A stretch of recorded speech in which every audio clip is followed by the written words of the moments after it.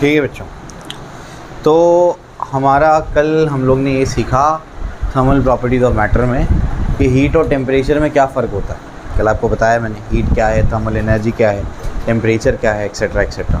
ठीक, फिर हम लोग ने थर्मोमेट्री स्टार्ट किया, यानी मेजरमेंट ऑफ टेम्परेचर। ठीक, यहीं पे हमारा कल टॉपिक रुका था और इसी से आगे बढ़ेंगे आज।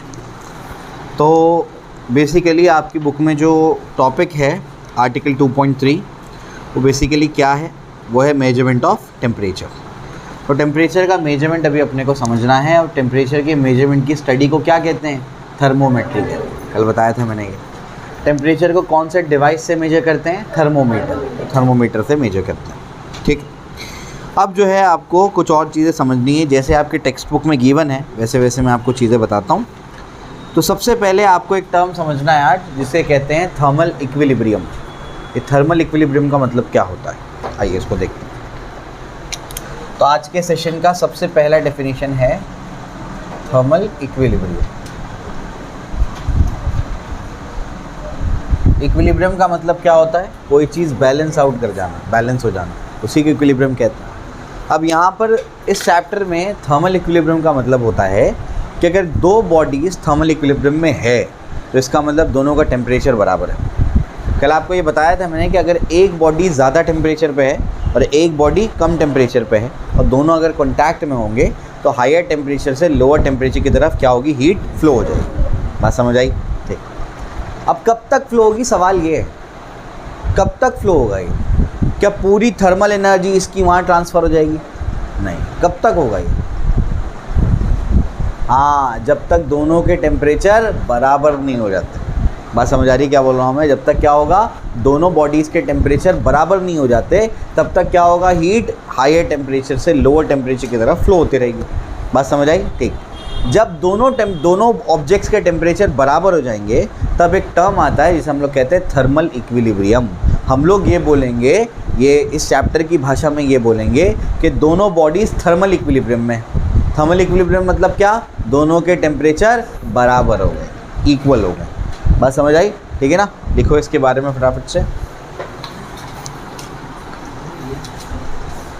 If two bodies are eight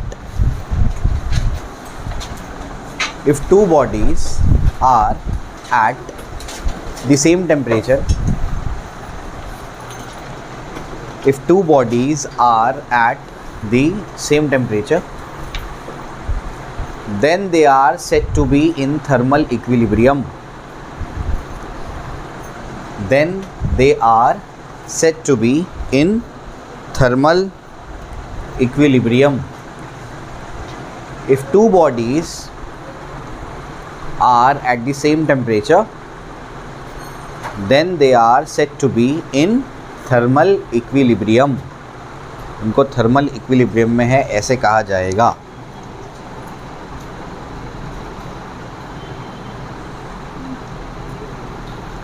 ठीक है ना, ये समझ आया आप लोगों को? इसके बाद जो है दो और छोटे छोटे आपको टर्म समझने हैं, जैसे एडियाबैटिक वॉल और डायथर्मिक वॉल। ठीक है ना, तो मैं आपको ये समझाता हूँ, बस छोटे छोटे डेफिनेशंस पर बेस्ड है। आगे जा कर के एब्सोल्यूट टेम्परेचर में थोड़ा सा मुझे समझाना है, बाकी तो बेसिक चीज़ें हैं आज के सेशन में। तो पहली चीज़ हो गई थर्मल इक्विलिब्रियम, दूसरी चीज़ होती है एडियाबैटिक वॉल, तीसरी चीज़ होती है डायथर्मिक वॉल। पार्टीशन भी कहते हैं कभी कभी इसको, एडियाबैटिक पार्टीशन, डायथर्मिक पार्टीशन। क्या मतलब होता है इसका? एडियाबैटिक का मतलब एक ऐसी वॉल, एक ऐसा पार्टीशन जो हीट के फ्लो को हीट फ्लो होने नहीं देता। हीट ना उसमें अंदर एंटर कर सकती है, ना अगर अंदर है तो ना बाहर निकल सकती है। उसको क्या कहते हैं? एडियाबैटिक वॉल कहते हैं। बात समझ आई? तो ये ऐसा है जैसे आपका थर्मस में आप क्या कर दो, गर्म चाय डाल दो तो वो गर्म रहती है। क्यों गर्म रहती है? ना बाहर की हीट अंदर जाती है, ना अंदर की हीट बाहर जाती है। परफेक्ट एडियाबैटिक वॉल तो मिलेगा नहीं उसको। थर्मस में भी आप कुछ घंटों तक चाय को छोड़ दो तो कुछ ना कुछ टेम्परेचर गिरता है उसका। बात समझ आई? तो परफेक्ट एडियाबैटिक वॉल आपको नहीं मिलता, परफेक्ट इंसुलेटर नहीं मिलेगा आपको। लेकिन रियलिटी में या प्रैक्टिस में हम लोग क्या बोलेंगे? हम लोग बोलेंगे कि जो हमारी थर्मस वाली वॉल है वो क्या है? Adiabatic wall. तो एडियाबैटिक वॉल एक ऐसी वॉल होती है जो हीट का ट्रांसफ़र अलाउ नहीं करती। बात समझ आई? ठीक। तो डायथर्मिक क्या होगा? उसका उल्टा, जो हीट का ट्रांसफ़र क्या करेगा? अलाउ करेगा, उसको क्या बोलेंगे? डायथर्मिक। बात समझ आई? जैसे आप क्या करो, अपनी पतीली लो, पतीली में पानी डालो, आप उसको दूसरे साइड से क्या करो? हीट करो, तो पानी तक हीट पहुंच जाती है। कैसे पहुंची? जो पतीली का सरफेस है वो क्या है? डायथर्मिक है, हीट कंडक्ट करता है वो। बात समझ आई? हीट का ट्रांसफ़र अलाउ करता है। बात समझ आई? तो अगर कोई ऐसा मटेरियल है या ऐसी कोई वॉल है जो हीट का ट्रांसफ़र अलाउ नहीं करता, तो उसको क्या बोलेंगे? एडियाबैटिक। और जो अलाउ करता है उसको डायथर्मिक। बात समझ आई? ठीक है ना? लिखो इसके बारे में फटाफट से।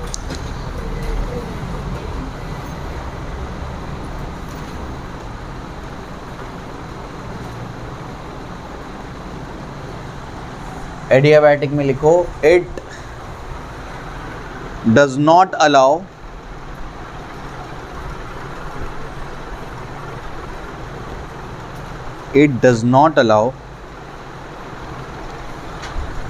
allows transfer of heat. It does not allow transfer of heat. और डायथर्मिक में क्या लिखोगे? It allows transfer of heat.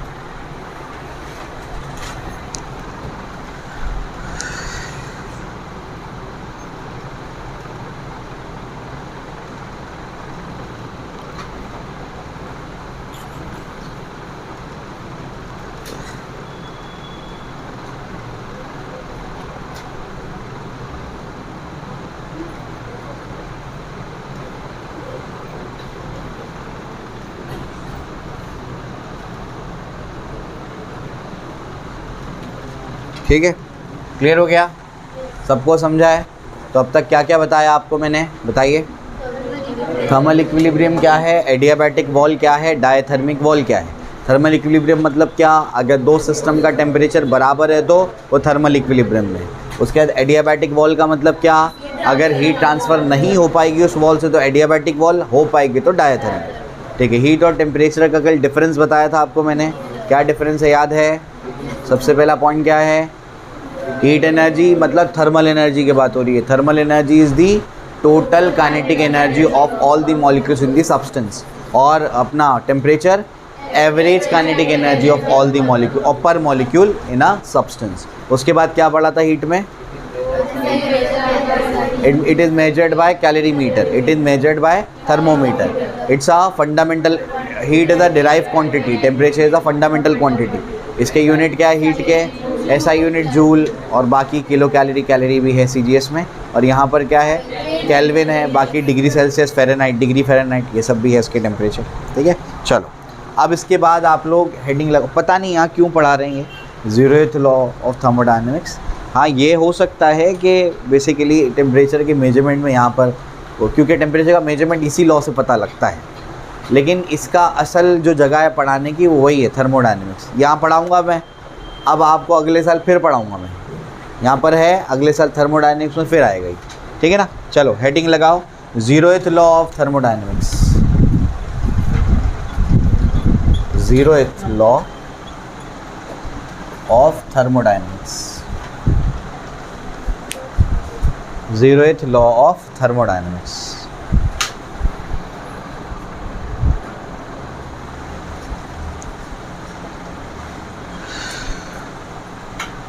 अब 0th लॉ कल मैंने लॉजिक बताया था, इसका 0 नाम क्यों रखा है? इसका क्यों रखा? क्योंकि 1 2 3 लॉ ऑलरेडी आ गए थे। अब 4th लॉ आगे लेकर आते तो नंबरिंग चेंज करनी पड़ती, तो टेम्परेचर को डिफाइन करने के लिए क्या किए? 0 नंबर का लॉ बना दिया। ठीक है ना? तो 0th लॉ। ठीक, चलो आ जाओ 0th लॉ को समझते हैं। बहुत बेसिक लॉ है, आइए समझते हैं इसको। आपके पास एक सिस्टम है ए, गैसियस सिस्टम है फॉर एग्जाम्पल, और यहाँ पर एक सिस्टम है फॉर एग्जांपल सी। ए और सी थर्मल इक्विलिब्रियम में है। एक और सिस्टम है यहाँ पर क्या? बी।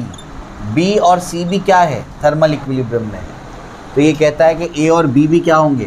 Thermal equilibrium. अब इसका मतलब बताओ, ए और सी थर्मल इक्विलिब्रियम मतलब क्या? ए और सी का टेम्परेचर सेम है। बी और सी भी थर्मल इक्विलिब्रियम मतलब क्या? दोनों का टेम्परेचर सेम है। तो ए और बी भी क्या होंगे? थर्मल इक्विलिब्रियम में। बात समझ आई? अब बोले क्या फालतू लॉ है, ये कैसा लॉ है? इतना आसान नहीं है, इतना ईजी नहीं है, समझाता हूँ। ए, बी और सी 3 लोग हैं। ए बी को पहचानता है ना, और बी सी को पहचानता है, ठीक है ना? या हाँ, नहीं ऐसे करो, उल्टा ऐसे नाम दिया ना मैंने। तो ए सी को पहचानता है और बी भी क्या करता है, सी को पहचानता है। तो ज़रूरी थोड़ी ए बी को पहचानता है। तुम समझ रहे हो मेरी बात, है ना? तो 3 लोग हैं, अब उसमें से ए क्या कर रहा है, सी को पहचानता है, बी भी क्या करता है, सी को पहचानता है। तो ज़रूरी थोड़ी ए बी को पहचानता है। तुम समझ रहे हो मेरी बात? ये लॉजिक है, इतना आसान नहीं है, इतना कॉमन सेंस वाला लॉ नहीं है। तो ए और सी थर्मल इक्विलिब्रियम में है, बी और सी भी क्या है, थर्मल इक्विलिब्रियम में। तो ज़रूरी थोड़ी ए और बी थर्मल इक्विलिब्रियम, लेकिन ऐसा होगा क्योंकि अगर ये दोनों का सेम टेम्परेचर है, ये दोनों का भी सेम टेम्परेचर है, तो इन दोनों का भी क्या होगा, सेम टेम्परेचर। बात समझ आई? तो अगर ऐसे सोचेंगे तो ऐसा लगे हाँ बड़ी बात है। बात समझ आ रही क्या बोल रहा हूँ, ठीक है ना? चलो, तो ये थर्मल इक्विलिब्रियम का क्या है, ज़ीरोथ लॉ बेसिकली क्या है, टेम्परेचर को डिफाइन करता है कि अगर टेम्परेचर सबका सेम होगा तो हीट कहीं से कहीं फ्लो नहीं होगी। ये हीट का एक्सचेंज करेंगे क्या?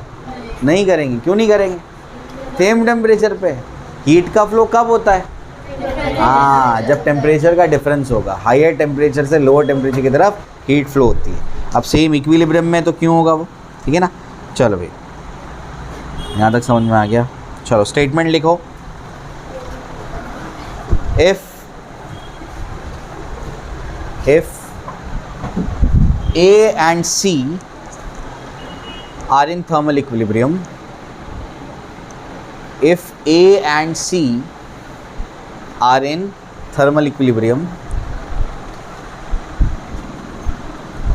comma B and C are also in thermal equilibrium,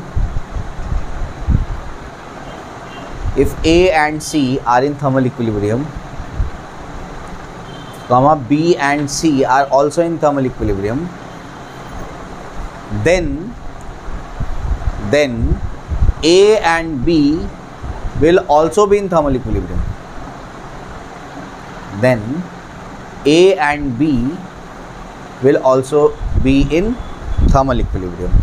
ये इसका स्टेटमेंट है और ये अगले साल फिर आएगा आपको 12th स्टैंडर्ड में, ठीक है? क्लियर हो गया? थर्मोमेट्री मैं आपको बता चुका हूँ कि थर्मोमेट्री क्या होती है, ठीक है ना? अब कोई भी डॉक्टर जो होता है वो पेशेंट का टेम्परेचर कैसे मेजर करता है? थर्मोमीटर से मेजर करता है, ऐसे ही मेजर करता है। तो अभी तो इलेक्ट्रॉनिक थर्मोमीटर आ गया है। पहले क्या होता था, मर्क्यूरी थर्मोमीटर आता था, है ना? तो क्या करते थे, बोलते थे ऐसा मुँह में रखो, ऐसा रखाते थे। तो होता क्या था, होता ये है कि थर्मोमीटर का जो टेम्परेचर है वो जनरली रूम टेम्परेचर शो करता है। उसके अंदर मर्क्यूरी भरा होता, पता है?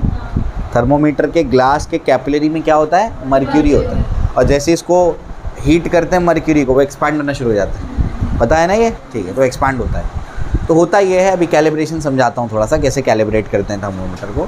तो होता ये है कि पहले कैसे करते थे, थर्मोमीटर को बोलते थे मुँह पकड़ा।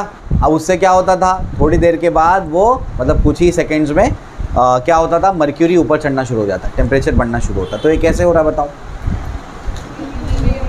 अब आपकी बॉडी ज़्यादा टेम्परेचर पे है, थर्मोमीटर कम टेम्परेचर पे, तो सराउंडिंग है टेम्परेचर पे। बात समझ आ रही क्या बोल रहा हूँ मैं? तो जैसे ही आपने थर्मोमीटर को अपने कांटेक्ट में लाया, तब क्या होगा, ज़्यादा टेम्परेचर से कम टेम्परेचर की तरफ क्या होगी, हीट फ्लो होगी। और जैसी हीट फ्लो होगी तो क्या बढ़ेगा, टेम्परेचर बढ़ेगा, वो टेम्परेचर बढ़ जाता है। ऐसे काम करता है वो। बात समझ आई? ठीक है ना? तो आपको बेसिकली ये भी अभी समझना है कि थर्मोमीटर को कैसे कैलिब्रेट करते हैं। बात समझ आ रही है क्या बोल रहा हूँ मैं? थर्मोमीटर को कैलिब्रेट करने के अलग अलग तरीके। पहले हम लोग थर्मोमीटर यूज़ करते थे, कौन सा? हम लोग थर्मोमीटर यूज़ करते थे मर्क्यूरी वाला, लिक्विड इन ग्लास।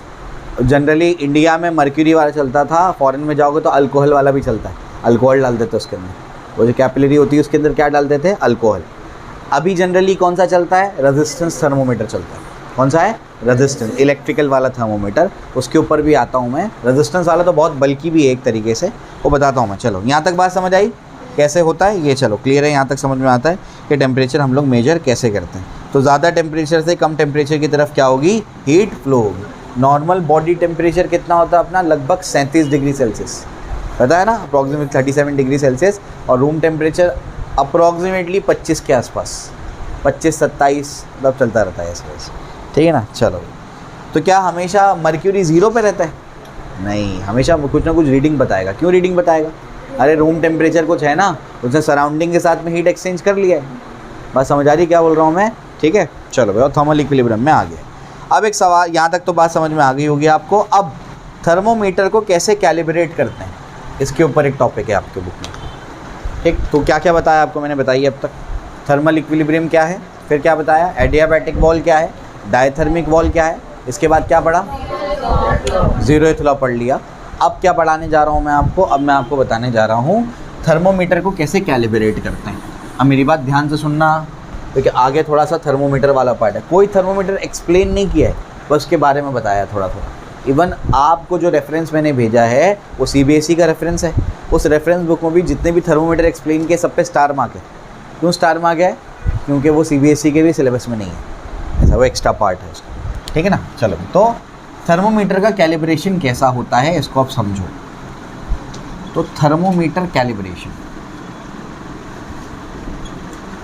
तो ये जो है, इस बात को समझो कि हमको जब भी किसी फिजिकल क्वांटिटी को मेजर करना होता है तो हम लोग सबसे पहला काम क्या करते हैं, यूनिट बनाते हैं कि इसको 1 यूनिट बोलेंगे, फिर इसके कंपैरिजन में बाकी चीज़ों को मेजर करेंगे। बात समझ आई? ठीक। हमको ये नहीं समझ में आ रहा था कि टाइम क्या है, तो टाइम हमको अब भी नहीं पता कि टाइम क्या है। तो हम क्या करते हैं, हम 2 इवेंट्स मान लेते हैं, सनराइज़ होना और सनसेट होना। इसके बीच में जो भी टाइम है इसको 12 घंटे में बांट दो, ये 12 घंटे। सनराइज़ होना, सनसेट होना। कल कितने बजे सनसेट हुआ है? 6:30 के आसपास। आज 7 बजे के आसपास क्या हो गया, राइज़ हो गया। अप्रॉक्सीमेटली बता रहा हूँ, बाद में उसके हम लोग ने क्या कर दिया, अलग मॉडिफिकेशंस किए हैं टाइम के मेजरमेंट में। हम क्या करते हैं, 2 इवेंट्स को फिक्स पॉइंट्स मान लेते हैं कि सन का राइज़ होना और सन का सेट होना लगभग ये क्या है, 12 घंटे। और फिर उसको इक्वल पार्ट्स में, 12 इक्वल पार्ट्स में डिवाइड करेंगे और एक को क्या बोलेंगे, 1 घंटा बोलेंगे। बात समझ आई? बिल्कुल वैसे ही। अब क्यों ऐसा कर रहे हैं, क्योंकि चीज़ों को मेजर करना है, टाइम को मेजर करना है। तो क्या करेंगे, तो कोई तो फिक्स पॉइंट मानना पड़ेगा, कोई तो यूनिट मानना पड़ेगा। बिल्कुल वैसे ही जब हम लोग को टेम्परेचर को मेजर करना होता है तो हम लोग 2 फिक्स पॉइंट्स लेते हैं जनरली। आगे जा कर के उसके अंदर भी मॉडिफिकेशन होगा, बताऊंगा मैं आपको, लेकिन 2 फिक्स पॉइंट्स ले लेते हैं। एक को बोलते हैं आइस पॉइंट, एक को बोलते हैं स्टीम पॉइंट। अब ऐसे फिक्स पॉइंट्स क्यों लिए गए, वो सनसेट और सनराइज़ का क्यों लिया गया? क्योंकि सनसेट और सनराइज़ हर जगह होता है, कुछ एक्सेप्शंस हैं, कुछ कुछ जगह पर 6-6 महीने तक सनसेट नहीं होता, पता है ना, ये कुछ एक्सेप्शंस हैं। लेकिन जनरली अगर आप इंग्लैंड जाएंगे तो वहाँ पे भी सनराइज़ होगा, वहाँ पे भी सनसेट होगा, अमेरिका में भी होगा, इंडिया में भी होगा। बात समझ आई? तो ऐसे फिक्स पॉइंट लेते हैं जो सभी के लिए कॉमन हो। यूनिट भी ऐसा बनाते हैं, ऐसा यूनिट जो सभी के लिए क्या हो, कॉमन हो, ताकि कोई विवाद ना हो, कोई झगड़ा ना हो, ना झगड़ा हो जाएगा, है ना। यहाँ ज़्यादा ठंडी है, वहाँ ज़्यादा ठंडी है, कल बताया था मैंने ऐसे, ठीक है। तो मुद्दे पे आते हैं। मुद्दा ये है कि जब हम लोग को टेम्परेचर का स्केल बनाना है तो टेम्परेचर का स्केल बनाने के लिए भी हमको 2 फिक्स पॉइंट लेने पड़ेंगे। जैसे हम लोग ने टाइम के मेजरमेंट में 2 फिक्स पॉइंट लिए, टेम्परेचर का स्केल बनाने के लिए वो 2 फिक्स पॉइंट कौन से हैं? तो एक पॉइंट है आइस पॉइंट और दूसरा पॉइंट है स्टीम पॉइंट। आइस पॉइंट का मतलब आपकी भाषा में फ्रीजिंग पॉइंट और स्टीम पॉइंट का मतलब बॉइलिंग पॉइंट। बात समझ आ रही क्या बोल रहा हूँ मैं? तो हम लोग ने 2 फिक्स पॉइंट ले लिए। क्यों? क्योंकि आपको पता होगा 0 डिग्री सेल्सियस पे वाटर क्या होता है, जमता है, पता है ना, फ्रीज़ होता है। और 100 डिग्री सेल्सियस पे क्या होता है, उबलता है, बॉईल होता है। तो अगर इंडिया में यहाँ होगा, इंडिया में अगर 0 डिग्री सेल्सियस पे वाटर फ्रीज़ हो रहा है और 100 डिग्री सेल्सियस पे बॉईल हो रहा है, तो अमेरिका में भी वही टेम्परेचर पे होगा, क्योंकि वाटर की प्रॉपर्टी है ना वो, तो है ना। इंग्लैंड में भी वही टेम्परेचर पे होगा। बात समझ आई? तो ऐसे 2 फिक्स पॉइंट्स लेते हैं जो सभी के लिए क्या हो, कॉमन हो। बात समझ आई? तो हम लोग 2 फिक्स पॉइंट्स कंसिडर करते हैं। पहला फिक्स पॉइंट क्या ले लेते हैं हम लोग, हमारा क्या, आइस पॉइंट। और दूसरा फिक्स पॉइंट क्या ले लेते हैं, स्टीम पॉइंट, ठीक है ना। ये पॉइंट्स को, फिक्स पॉइंट्स को लेने में गड़बड़ है, इसके अंदर वेरिएशंस आ जाते हैं, लेकिन अभी फ़िलहाल तो ये 2 फिक्स पॉइंट है। आगे बताता हूँ कैसे इसको चेंज करेंगे, कैसे रेक्टिफाई करेंगे। तो स्टीम पॉइंट लिया और क्या लिया, आइस पॉइंट लिया। अब ये 2 पॉइंट को फिक्स कर दिया गया। अब अलग अलग साइंटिस्ट ने आकर के अपना अपना स्केल बनाया। 3 टाइप के स्केल आपकी बुक में, 4 टाइप के स्केल फेमस है। पहला जो आपका स्केल है वो है सेल्सियस स्केल, जो हमारे इंडिया में चलता है। दूसरा स्केल जो है वो है फ़ारेनहाइट स्केल, जो अमेरिका में चलता है, ज़्यादा बाकी देशों में नहीं चलता, ठीक है ना। उसके बाद तीसरा स्केल है केल्विन स्केल, जो पूरी साइंटिफिक कम्युनिटी यूज़ करती है। चौथा स्केल है र्यूमर स्केल, जो आपको नहीं पढ़ना है, आपके सिलेबस में नहीं है। बात समझ आई। तो 4 टाइप के आपके स्केल्स होते हैं, कौन कौन सा? Celsius scale, Fahrenheit scale, kelvin scale और र्यूमर स्केल। बात समझ आई, ठीक है ना। आइए इसके बारे में भी चर्चा करते हैं। तो बेसिकली सबसे पहला कौन है? सबसे पहले सेल्सियस स्केल की बात करते हैं। तो जो स्टीम पॉइंट मतलब जो आइस पॉइंट है, अभी सबसे पहले क्या कर दिया, पानी को अपन ने फ्रीज़ किया। फ्रीज़ करने पर अपन उसको हाथ लगाया तो क्या बोला? ठंडा है। तो हमने बोला कि चलो उस टेम्परेचर को, सेल्सियस ने बोला उस टेम्परेचर को 0 मान लेता हूँ मैं। बात समझ आई। सेल्सियस ने क्या बोला कि इस टेम्परेचर को मैं क्या मान लेता हूँ? 0। कुछ तो मानना पड़ेगा ना, कहीं से तो शुरुआत करनी पड़ेगी। तो उस टेम्परेचर को क्या मान लिया गया? 0। और जब वाटर को उसने बॉईल किया और वाटर जब बॉईल होना स्टार्ट हुआ, स्टीम बनना शुरू हुआ, उसने उसको टच किया और बोला कि ये टेम्परेचर को मैं क्या मान लेता हूँ? हाँ, 100 मान लेता हूँ। बात समझ आ रही क्या बोल रहा हूँ मैं? तो सेल्सियस ने क्या किया? सेल्सियस ने इस आइस पॉइंट में क्या किया? सेल्सियस ने ये वाला टेम्परेचर जो आइस पॉइंट है इसको उसने क्या माना? 0 माना। और जो स्टीम पॉइंट है उसको उसने क्या माना? 100 डिग्री सेल्सियस माना। बात समझ आई? कोई दिक्कत नहीं। चलो अभी यहाँ तक समझ में आता है। इसी तरीके से फ़ारेनहाइट ने क्या कर दिया? फ़ारेनहाइट ने अपना स्केल लिया। फ़ारेनहाइट ने कुछ और बताया। फ़ारेनहाइट ने क्या बताया? फ़ारेनहाइट ने कहा कि जब उसने वाटर को फ्रीज़ किया तो फ़ारेनहाइट ने कहा कि मैं क्या करता हूँ, मैं इस टेम्परेचर को मान लेता हूँ 32 डिग्री फ़ारेनहाइट। क्या मान लेता है उसको? कोई भी मानना पड़ेगा ना। तो उसने अपने हिसाब से क्या मान लिया कि हाँ उस टाइम पे जो सेंस हो रहा है टेम्परेचर वो क्या है? 32 डिग्री फ़ारेनहाइट। और जब बॉइलिंग होगा उस टेम्परेचर को क्या मान लिया उसने? 212 डिग्री फ़ारेनहाइट। बात समझ आई। तो फ़ारेनहाइट ने अपना स्केल बनाया और फ़ारेनहाइट ने क्या कहा कि मैं इस टेम्परेचर को क्या बोलता हूँ? 32 डिग्री फ़ारेनहाइट। और इस टेम्परेचर को क्या बोलता हूँ? 212 डिग्री फ़ारेनहाइट। भेजे में जा रहा है। सेल्सियस ने क्या किया? ये 0 से 100 के बीच में इसके 100 पार्ट्स कर दिए। कितने पार्ट्स कर दिए? 100 पार्ट्स। बात समझ आई। और फ़ारेनहाइट ने क्या किया? 32 से 212 के बीच में कितने कर दिए? 180 पार्ट्स कर दिए। कितने पार्ट्स कर दिए? 180 पार्ट्स कर दिए। बात समझ आई। अभी केल्विन स्केल पे नहीं आया हूँ मैं, केल्विन स्केल पे आऊँगा जब मैं एब्सोल्यूट स्केल और एब्सोल्यूट ज़ीरो डिस्कस करूँगा। यहाँ तक बात समझ आई। तो कैसे कैलिब्रेट करते हैं समझ आया। सबसे पहले क्या करेंगे? 2 फिक्स पॉइंट लेंगे। 2 फिक्स पॉइंट मतलब क्या? वाटर का आइस बनना फ्रीजिंग पॉइंट और वाटर का बॉइलिंग पॉइंट। उस टाइम पे फ्रीजिंग पॉइंट पे जब वो टच करके बोल रहा है तो उसको क्या बोला? सेल्सियस ने बोला 0। और इसको क्या बोला? बॉइलिंग को 100। मतलब कोई भी वैल्यू असाइन कर दी गई। बात समझ आई। अब बोलेंगे यहाँ कैसा अजीब से वैल्यू ले लिया उसने 32। अजीब है ना बिल्कुल। तो सबसे पहली बात तो ये अमेरिका में बना था और अमेरिकन लोग जो है 0 डिग्री फ़ारेनहाइट वो टेम्परेचर मानते हैं जहाँ पर अल्कोहल जम जाती है। बात समझ आई। तो अल्कोहल जिस टेम्परेचर पे जम जाती है मतलब फ्रीज़ हो जाती है तो उन लोगों को समझ में आ जाता है कि 0 डिग्री फ़ारेनहाइट हुआ है। बात समझ आई। तो वो टेम्परेचर उन लोगों ने 0 लिया था। क्लियर है? बात समझ आई। और एक बात, ये इसलिए भी फ़ायदेमंद होता है कहीं कहीं पे क्योंकि इसमें टेम्परेचर फ़ौरन से नेगेटिव नहीं जाता। क्योंकि जो हमारा 0 है वो ये सीधा ऑलरेडी कहाँ पर है? 32 पे। तो समझ रहे हो? मतलब अगर इसमें नेगेटिव जाएगा भी तो इसमें और 32 से थोड़ा नीचे जाएगा तो फ़ौरन 0 नहीं होगा। और फ़ौरन बेसिकली नेगेटिव नहीं होगा। फ़ौरन नेगेटिव नहीं होगा मतलब क्या? फ़ौरन नेगेटिव नहीं होगा तो कैलकुलेशन में आसानी होगी। जहाँ नेगेटिव आता है वहाँ गलती करते हैं। तो नेगेटिव को बहुत जल्दी यानी नेगेटिव को अवॉइड करने के लिए क्या किया गया है? इसको 32 से स्टार्ट किया गया है। भेजे में जा रहा है। लेकिन एक्चुअल लॉजिक क्या है? उन लोग वो टेम्परेचर को 0 डिग्री फ़ारेनहाइट लेते जहाँ पर अल्कोहल फ्रीज़ हो जाती है। बात समझ आई। ऐसा है। तो अल्कोहल 0 डिग्री सेल्सियस पे फ्रीज़ नहीं होती और 0 से कहीं बहुत नीचे जाना पड़ेगा तब जा कर के वो फ्रीज़ होता है। बात समझ आई। ये इसका मतलब है। चलो 100 पार्ट ये समझे। ये कितने पार्ट्स हैं? 180 पार्ट्स। ठीक है ना। अच्छा, इसमें अब मुझे बताओ कि ये जो एक डिवीज़न होगा इसमें, ये जो एक डिवीज़न होगा इसको क्या बोलेंगे? 1 डिग्री सेल्सियस। क्या बोलेंगे इसको? 1 डिग्री सेल्सियस। और ये एक जो डिवीज़न होगा इसमें इसको क्या बोलेंगे? 1 डिग्री फ़ारेनहाइट। क्या बोलेंगे इसको? 1 डिग्री फ़ारेनहाइट। ये 1 डिग्री फ़ारेनहाइट। मुझे बताओ 1 डिग्री सेल्सियस बड़ा है कि 1 डिग्री फ़ारेनहाइट? मैंने एक ऑब्जेक्ट लिया, उसको 1 डिग्री सेल्सियस से हीट किया, ये ज़्यादा है या उसी ऑब्जेक्ट को 1 डिग्री फ़ारेनहाइट से हीट किया, ये ज़्यादा है? क्यों ज़्यादा है? हाँ, मतलब अगर इसको 0 से आपको यहाँ तक पहुँचना है, यहाँ से यहाँ तक पहुँचना है तो उसमें कितनी सीढ़ी चढ़नी पड़ेगी? 100। और यहाँ पर 180। तो उतने ही डिस्टेंस में 180 है, मतलब इसकी सीढ़ी छोटी है।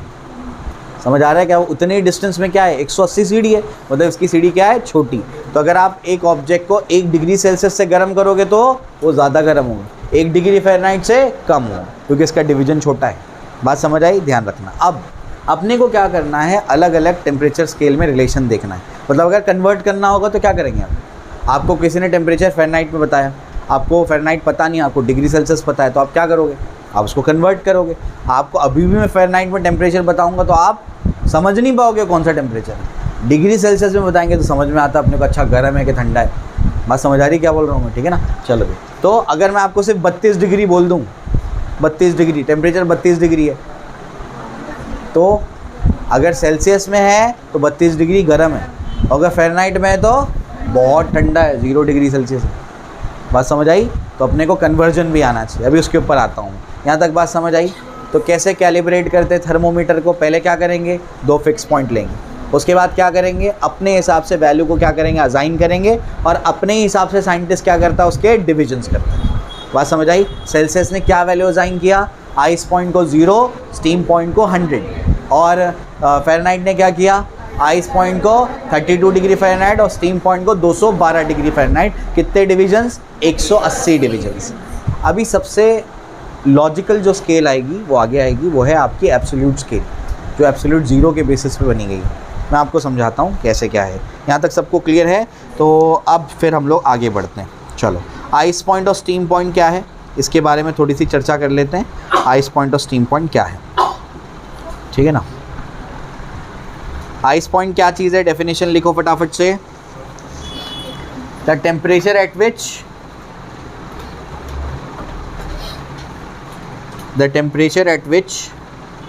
Pure water freezes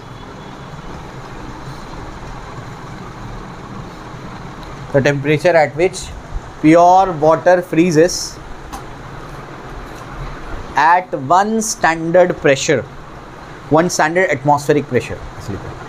Pure water freezes at one standard atmospheric pressure. One standard atmospheric pressure is called as ice point or freezing point.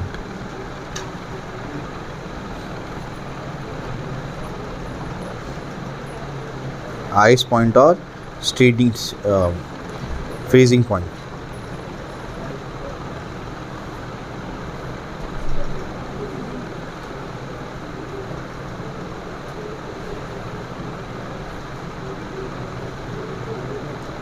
ठीक है, स्टीम पॉइंट लिखो। The temperature at which pure water boils into steam, the temperature at which pure water boils into steam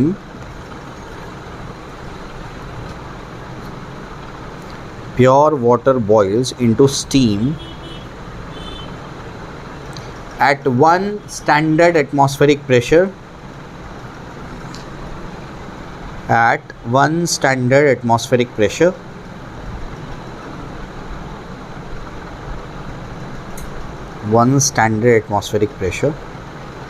is called as steam point or boiling point.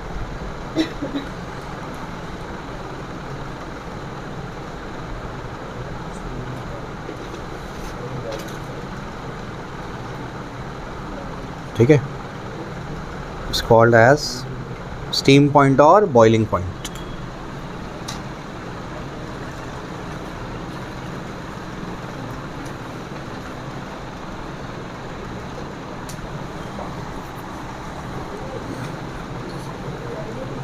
ठीक है, चलो यहाँ तक सबको clear है? तो क्या क्या बताया आपको मैंने, स्टार्ट से बताओ। बिल्कुल, कल मैंने आपको हीट और टेम्परेचर के बारे में बताया, थर्मल एनर्जी क्या है, हीट क्या है और टेम्परेचर क्या है, ये डिस्कस किया हम लोग ने। इंटरनल एनर्जी क्या है, ये भी आपको कल बताया था मैंने। फिर मैंने आपको हीट और टेम्परेचर का डिफरेंस बताया। हीट यानी थर्मल एनर्जी और टेम्परेचर का डिफरेंस आपको बताया मैंने। इसके बाद आगे हम लोग बढ़े और आज हमने पढ़ा थर्मल इक्विलिब्रियम क्या है। फिर हम लोग ने क्या पढ़ा, एडियाबैटिक वॉल क्या है, डायथर्मिक वॉल क्या है। फिर हमने ज़ीरोथ लॉ पढ़ा। उसके बाद मैंने आपको क्या बताया अभी, आइस पॉइंट और स्टीम पॉइंट, यानी थर्मोमीटर का कैलिब्रेशन आपको ये भी समझाया मैंने। ठीक है ना? चलो भाई, इसके नोट्स मैं आपको दे दूँगा, भेज दूँगा उसका इंशाल्लाह स्क्रीनशॉट। अब जो है आगे बढ़ते हैं। आगे क्या, क्योंकि एक सवाल है आपकी बुक में, हाउ थर्मोमीटर इज़ कैलिब्रेटेड, तो ये सवाल आप ये समझा दिया आपको मैंने कैसे कैलिब्रेट होता है। ठीक, चलो ये भी क्लियर है। अच्छा, अभी जो आपको मैंने डेफिनेशंस लिखाए हैं उसमें मैंने ये चीज़ लिखाई है, अ temperature at which this converts into this eight 1 atmospheric pressure.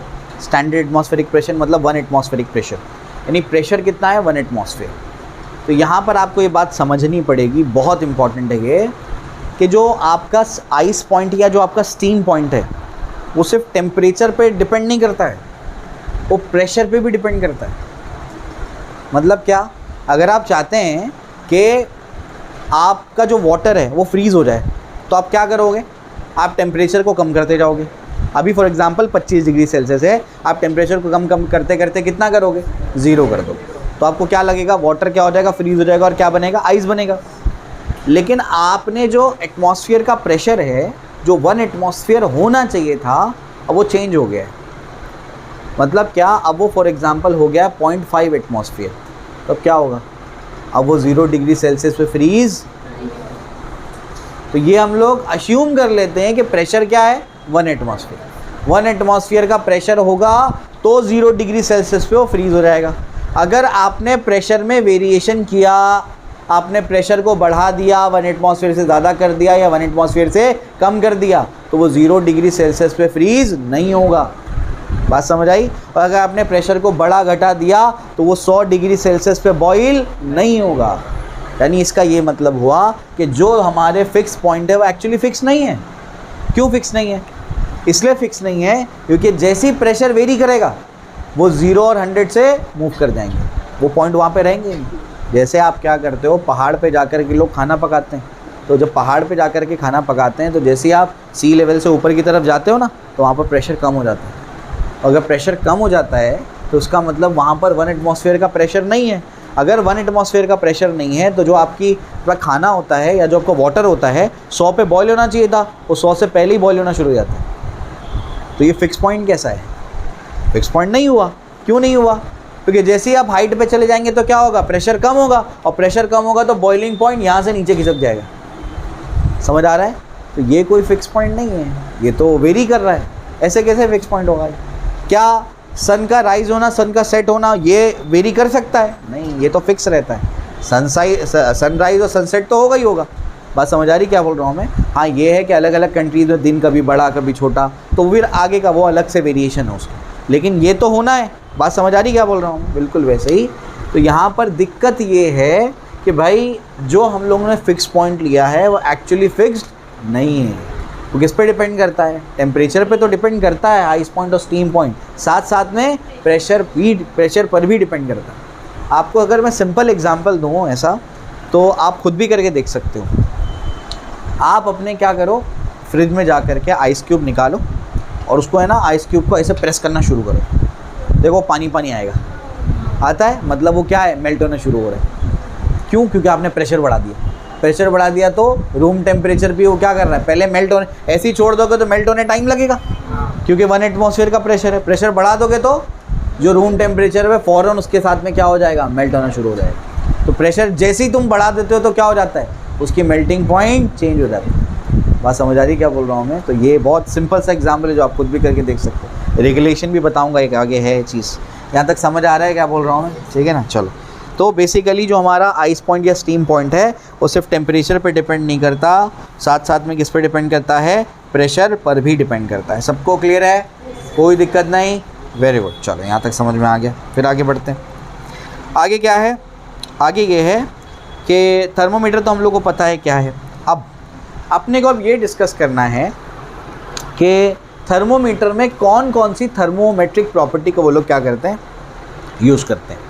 ठीक है, अब मैं आपको समझाता हूँ कौन कौन सी थर्मोमेट्रिक प्रॉपर्टी यूज़ करते हैं और कितने अलग अलग टाइप के थर्मोमीटर होते हैं। सबसे पहला क्या है, कांस्टेंट वॉल्यूम गैस थर्मोमीटर। उसके बाद लिक्विड इन ग्लास थर्मोमीटर, फिर आपका रेजिस्टेंस थर्मोमीटर, फिर आपका थर्मोकपल वाला थर्मोमीटर। ऐसे कई सारे थर्मोमीटर हमारे पास है, ठीक है ना। चलो भी, तो हेडिंग लगाओ आप, different types of thermometer. Different types of thermometer.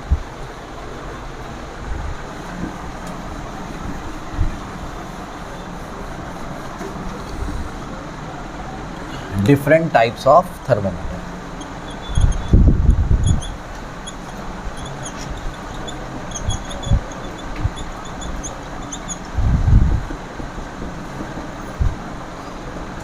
सबसे पहला कांस्टेंट वॉल्यूम गैस थर्मोमीटर।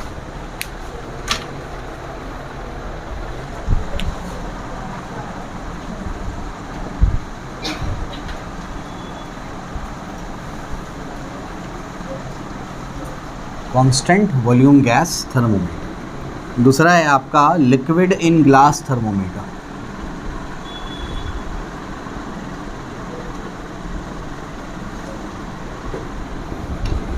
तीसरा है आपका रेजिस्टेंस थर्मोमीटर।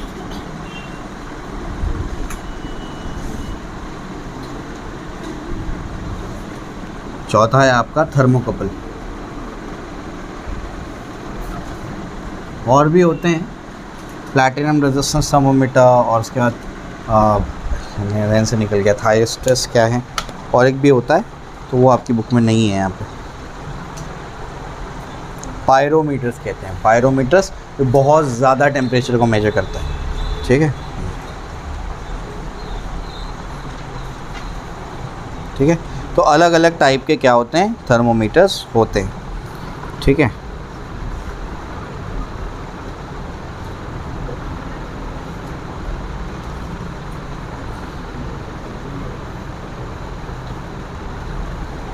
ठीक, यहाँ तक समझ आ रहा है।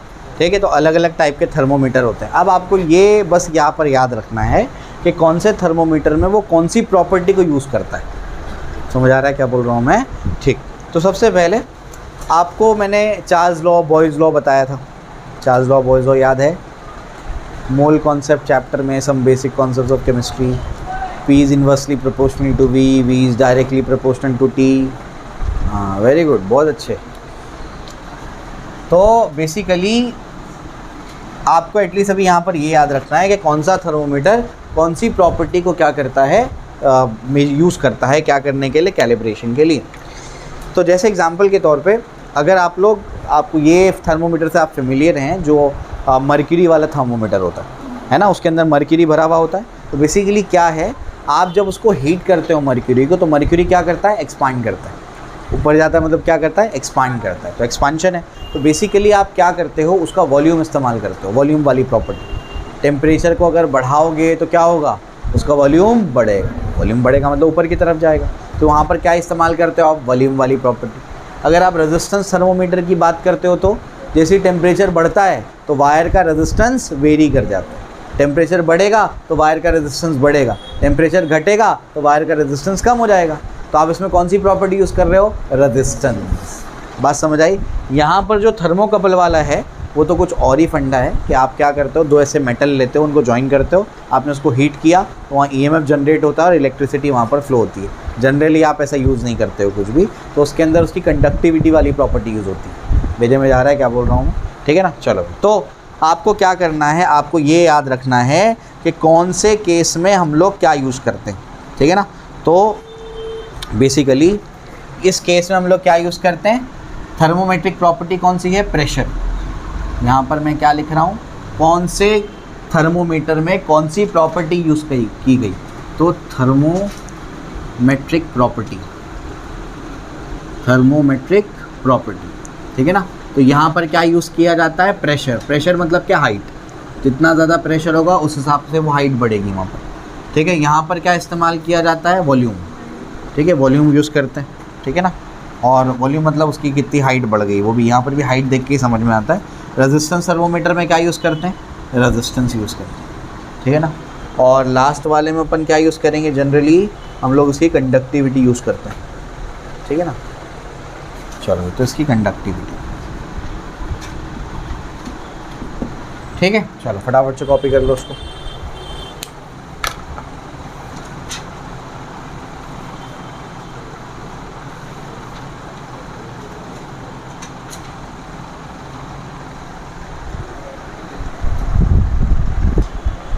ठीक, तो ये बेसिकली कैसे करते हैं हम लोग क्या करते हैं, जैसे हमारे पास एक थर्मोमीटर है, उसके अंदर यहाँ पर ऐसे एक कैपिलरी है और उसके अंदर क्या भरा हुआ है, यहाँ पर मर्क्यूरी भरा है, ठीक है ना?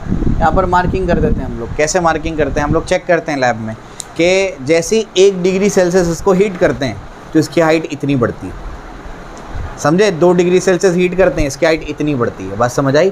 तो मतलब हम लोग ऑलरेडी हम लोग को पता होता है कि हमने कितना हीट किया, 1 डिग्री सेल्सियस। तो जब इसकी हाइट फॉर एग्जांपल 1 मीटर है तो उसका कितना होगा, 1 डिग्री सेल्सियस। फिर जब इसकी हाइट कितनी होगी, 2 मीटर, तो ये क्या शो करेगा, 2 डिग्री सेल्सियस। यहाँ मार्किंग करके रख देते हैं। बात समझ आई? तो हमको ये पता होता है कि कितने डिग्री सेल्सियस पे उसकी हाइट कितनी होगी। बात समझ आ रही क्या बोल रहा हूँ मैं? ठीक। जब हम लोग क्या करते हैं वापस से, जब उसको हमको पता होता है कि जब ये क्या करेंगे हम लोग 1 डिग्री सेल्सियस हीट करेंगे तो उसकी हाइट कितनी होगी, इतनी होगी। बात समझ आई? तो यहाँ पर क्या लिख देते हैं, 1 मीटर। 2 डिग्री सेल्सियस तक हीट करेंगे तो हाइट कितनी होगी, इतनी होगी। तो यहाँ क्या लिख देते हैं, 2 डिग्री सेल्सियस। बात समझ आई? इस तरीके से उसको क्या करते हैं, कैलिब्रेट करते हैं। तो लैब में क्या करते हैं, हमको पता होता है कि जब वो 1 डिग्री सेल्सियस हीट करेंगे तो उसका वॉल्यूम इतना बढ़ेगा, मतलब उसकी हाइट इतनी जाएगी। और 2 डिग्री सेल्सियस हीट करेंगे तो यहाँ पर हाइट इतनी जाएगी। तो जितनी हाइट जाएगी वहाँ पर मार्क कर देते हैं कि 2 डिग्री सेल्सियस है, और जितनी हाइट 1 में गई वहाँ मार्क कर देते हैं 1 डिग्री सेल्सियस। बात समझ आई? तो ऐसे हम लोग क्या करते हैं, उसको कैलिब्रेट कर लेते हैं। ठीक है ना? सभी में ऐसे ही इसी तरीके से करते हैं। अब क्या, अब मैं असल चीज़ आपको बताने लगा हूँ, वो ये है कि कोई भी प्रॉपर्टी आपके पास हो जो आपने यूज़ करी थर्मोमीटर बनाने के लिए, उसका फॉर्मूला एक ही है, एक ही टाइप का फॉर्मूला है। वो मैं आपको बताता हूँ कैसे आप क्या करोगे और टेम्परेचर को मेजर करोगे। ठीक है ना? चलो अभी मैं समझा रहा हूँ, अभी जो उस पर ध्यान दो। तो आप कोई भी क्या करो, थर्मोमीटर लो, और वो कोई भी प्रॉपर्टी यूज़ कर रहा है क्या करने के लिए, टेम्परेचर को मेजर करने के लिए। जैसे हमारा लिक्विड इन ग्लास थर्मोमीटर क्या यूज़ करता है, वॉल्यूम। और जो हमारा volume constant volume gas thermometer है वो क्या यूज़ करता है, प्रेशर यानी हाइट। तो टेम्परेचर मेजर करने के लिए जो जनरल फॉर्मूला है, जनरल फॉर्मूला वो हमारे पास क्या है? जनरल फॉर्मूला जो हमारे पास यहाँ पर होता है वो होता है यहाँ पर आपका PT। T मतलब होता है किसी भी टेम्परेचर पे वो प्रॉपर्टी क्या है, किसी भी पर्टिकुलर टेम्परेचर वो मुझे निकालना है। ठीक है? माइनस क्या करूँगा मैं, P1 डिवाइड बाय क्या होगा, P2 माइनस P1 इंटू 100। ये उसका फॉर्मूला होता है in general, PT minus P1 upon P2 minus P1। P2 minus P1 क्या है, यानी अपर फिक्स पॉइंट। अपना अपर फिक्स पॉइंट क्या है, P1 मतलब क्या, लोअर फिक्स पॉइंट है। ठीक है ना? तो इस तरीके से अपने को पता होना चाहिए। तो यहाँ पर कोई भी थर्मोमेट्रिक प्रॉपर्टी हो, जैसे एग्जांपल के तौर पे हम लोग एक कोई थर्मोमीटर बनाते हैं, उसके अंदर जो मैंने प्रॉपर्टी ली है वो कौन सी प्रॉपर्टी ली है, मैंने प्रॉपर्टी ली है वॉल्यूम वाली। तो मैं क्या फॉर्मूला लिखूंगा बताओ, volume at T temperature minus volume at जो भी आइस पॉइंट होगा, मतलब V1 डिवाइड बाय क्या होगा, volume at boiling point minus volume at ice point into क्या होगा, 100। बात समझ आई? अगर मैं क्या करता हूँ, कोई एक थर्मोमीटर बनाता हूँ जिसमें टेम्परेचर को मेजर करने के लिए मैंने रेजिस्टेंस वाली प्रॉपर्टी ली है, तो अब फॉर्मूला क्या बनेगा बोलो, फॉर्मूला बनेगा resistance at temperature T minus resistance at ice point divide by resistance at boiling point minus resistance at ice point into 100। अब समझ आया? ये है जनरल फॉर्मूला। जो भी प्रॉपर्टी आपने इस्तेमाल करी उसमें जनरल फॉर्मूला ये है, टेम्परेचर एट वो वाली प्रॉपर्टी माइनस प्रॉपर्टी का वैल्यू एट 0, प्रॉपर्टी का वैल्यू एट 100, फिर वही प्रॉपर्टी का वैल्यू एट 0 इंटू 100। बात समझ आए? इस तरीके से आप लोग क्या करोगे, उसको लिखोगे। ठीक है ना? चलो भाई, इसमें P1 क्या है, P2 क्या है, तो P1 और P2 क्या है, आइस पॉइंट और क्या है अपना स्टीम पॉइंट। ठीक है ना? Value of property PT is unknown temperature T। ठीक है? तो सब लिख देता हूँ कहाँ पर क्या है ये। तो PT इसके अंदर क्या है, value of property eight unknown temperature T। उसके बाद P1 क्या है, P1 जो है यह है आपका आइस पॉइंट। P2 क्या है, यह आपका है स्टीम पॉइंट। ठीक है? चलो, तो इस तरीके से ये आइस पॉइंट और स्टीम पॉइंट इन जनरल ऐसे आप इसको क्या करोगे, लिखोगे। चलो अभी समझेगा, जब मैं प्रॉब्लम्स कराऊंगा तब समझेगा इसको कैसे अप्लाई करते हैं। ठीक है? बहुत अच्छा किया काम ये आपकी बुक में ने कि एक जनरल फार्मूला लिख करके दे दिया है।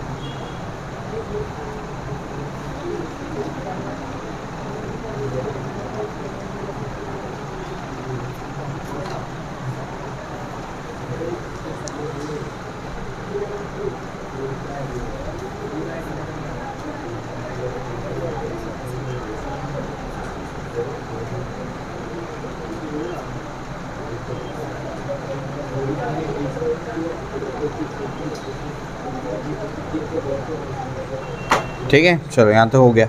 अब एक थर्मोमीटर की कैरेक्टरिस्टिक्स क्या होती है, उसकी खासियत क्या है? तो सबसे पहले जो उसकी कैरेक्टरिस्टिक होती है, it must be sensitive. Sensitive मतलब क्या? बहुत कम टेम्परेचर चेंज को भी वो क्या कर लेना चाहिए, मेजर कर लेना चाहिए, उसको क्या कहते हैं, सेंसिटिव। दूसरा क्या है, it should be accurate reading देना चाहिए। तीसरा क्या है, it should be easily reproducible, मतलब क्या, आसानी से उसकी रीडिंग क्या कर पाएँ हम लोग, रिप्रोड्यूस कर पाएँ, ठीक है ना। और थर्मोमीटर को भी आसानी से क्या कर पाएँ, रिप्रोड्यूस कर पाएँ। इट इज़, जैसे एग्जांपल के तौर पे हम लोग जो है मर्क्यूरी ग्लास थर्मोमीटर देते हैं, यानी लिक्विड इन ग्लास वाला थर्मोमीटर, वो बनाना ईजी है as compared to constant volume gas thermometer. या रेजिस्टेंस थर्मोमीटर जो एक्चुअल थर्मोमीटर होता है वो बहुत बड़ा होता है। तो अगर मुझे क्या करना है, टेम्परेचर मेजर करना है with the help of resistance thermometer, तो क्या करना पड़ेगा, मुझे रेजिस्टेंस थर्मोमीटर बनाना पड़ेगा। क्या आसान है उसको बनाना? नहीं। तो आसानी से बन जाए वो थर्मोमीटर, ऐसा थर्मोमीटर होना चाहिए। बात समझ आई? ऐसे। उसके बाद क्या, it is important that the system attains thermal equilibrium with the thermometer quickly. ये भी इंपॉर्टेंट है कि सिस्टम मतलब बॉडी या कोई भी बॉडी हो जिसका टेम्परेचर मेजर करना हो, उस थर्मोमीटर के साथ में जल्दी से क्या करे, थर्मल इक्विलिब्रियम को अटेन कर ले। बात समझ आई? क्योंकि थर्मल इक्विलिब्रियम अटेन होगा, इसका मतलब दोनों का टेम्परेचर सेम होगा, तभी तो रीडिंग लोगे ना आप। जब वो मेजर कर रहा है, जब उसका वॉल्यूम बढ़ रहा है, तब थोड़ी रीडिंग लोगे। रीडिंग कब लोगे? जब उसका मर्क्यूरी का वॉल्यूम बढ़ना बंद हो गया, मतलब दोनों बॉडीज़ क्या आ गई, थर्मल इक्विलिब्रियम। बात समझ आई? तो उसकी कुछ कैरेक्टरिस्टिक्स हैं। चलो ये भी हो गया, और ये तो आपको बता ही चुका हूँ मैं। एडवांटेजेस क्या है?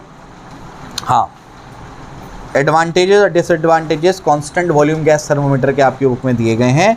एडवांटेजेस क्या है कि जो कांस्टेंट वॉल्यूम गैस थर्मोमीटर होता है वो रीडिंग बहुत एक्यूरेट देता है।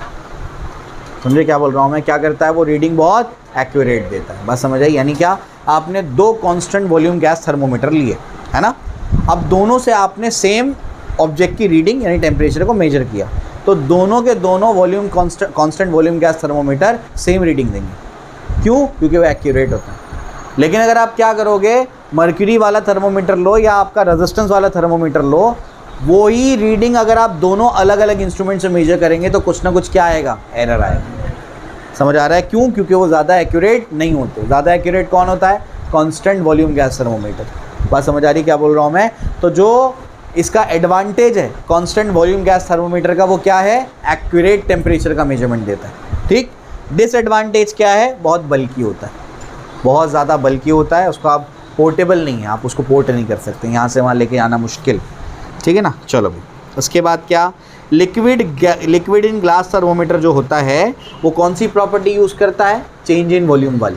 आप उसको हीट करोगे मर्क्यूरी की तो क्या होगा, उसका वॉल्यूम बदल जाता है, थर्मल एक्सपेंशन होता है उसके अंदर, तो वो प्रॉपर्टी को यूज़ करता है। उसके बाद क्या, इसका अच्छा पॉइंट ये है कि मर्क्यूरी का जो रेंज होता है वो काफ़ी ज़्यादा होता है। मर्क्यूरी का रेंज कितना होता है, -39 डिग्री सेल्सियस से 357 डिग्री सेल्सियस। मतलब मर्क्यूरी कब फ्रीज़ होता है, -39 डिग्री सेल्सियस, और कब फ्रीज़ होता है 350, कब बॉयल होता है 357 डिग्री सेल्सियस। मतलब हमारी रोज़मर्रा की ज़िंदगी के टेम्परेचर आराम से मेजर कर सकता है। बात समझ आई। लेकिन अल्कोहल थर्मोमीटर, उसकी रेंज इतनी नहीं होती। अल्कोहल थर्मोमीटर की रेंज होती है -115 से लेके 78 डिग्री सेल्सियस। क्या होती है, -115 डिग्री सेल्सियस से 78 डिग्री सेल्सियस। ठीक है ना। चलो भाई, तो 78 तक ही मेजर कर पाए, जबकि हमारा वाटर ही कितने पे बॉयल हो रहा है, 100 पे। ठीक है ना। चलो भाई, तो ये भी समझ में आता है। ठीक, तो ये सब तो ऐसी बकवास बातें हैं, बस बुक में है तो बताना पड़ रहा है। ठीक है ना। थर्मोमीटर वैसे एनसीईआरटी में भी इतना कुछ खास दिया नहीं है। अब मुद्दे पे आते हैं, एक बार रिवीजन कराता हूँ मैं, और एक दो छोटी चीज़ें वो बता देता हूँ मैं। अच्छा, उससे पहले डिस्कस कर लूँ मैं, थर्मोक्रोमिक लिक्विड क्या होता है। एक ऐसा लिक्विड जिसको हीट करने पे टेम्परेचर अपना कलर चेंज कर लेता है, उसको क्या बोलते हैं, थर्मोक्रोमिक लिक्विड। जैसे एग्जांपल के तौर पे टाइटेनियम डाइऑक्साइड या जिंक ऑक्साइड जो होता है, ये रूम टेम्परेचर पे वाइट होते हैं, लेकिन उसको हीट करेंगे तो वो येलो हो जाते हैं। बात समझ आई। तो ये उसके थर्मोक्रोमिक लिक्विड के एग्जांपल है। रेजिस्टेंस थर्मोमीटर क्या है, रेजिस्टेंस थर्मोमीटर जो है ये बेसिकली क्या करता है, मेटल वायर का रेजिस्टेंस को मेजर करता है as a property for using temperature measurement, और टेम्परेचर को एक्यूरेट मेजर करता है। और ये जो आप यूज़ करते हो वो तो उसका बहुत छोटा वर्जन है। एक्चुअल जो रेजिस्टेंस थर्मोमीटर होता है वो बहुत बल्की होता है, बहुत बड़ा होता है वो। ठीक है ना, और उसकी रेंज -2000 से 1200 डिग्री सेल्सियस होती है, -2000 डिग्री सेल्सियस से 1200 डिग्री सेल्सियस। -2000 पे तो आप पहुंच भी नहीं पाओगे, -273 होता है। समझ आ रहा है क्या बोल रहा हूँ मैं, लेकिन इसकी रेंज इतनी बड़ी है, ठीक है ना। एक्चुअली गलती की है उसने, -200 होना चाहिए था, 2000 क्या है। इट इज़ बल्कि and hence easily not easily portable, बल्कि होता है और ईजीली पोर्टेबल नहीं होता, ठीक है ना। चलो भाई, ये सब थ्योरेटिकल पार्ट यहाँ पर कंप्लीट हो जाता है। मैं एक बार रिवाइज़ कराता हूँ, आपको याद हो जाएगा, ध्यान से सुनो। हम लोग ने आज के सेशन में ये पढ़ा सबसे पहले कि थर्मल इक्विलिब्रियम क्या होता है। थर्मल इक्विलिब्रियम का मतलब होता है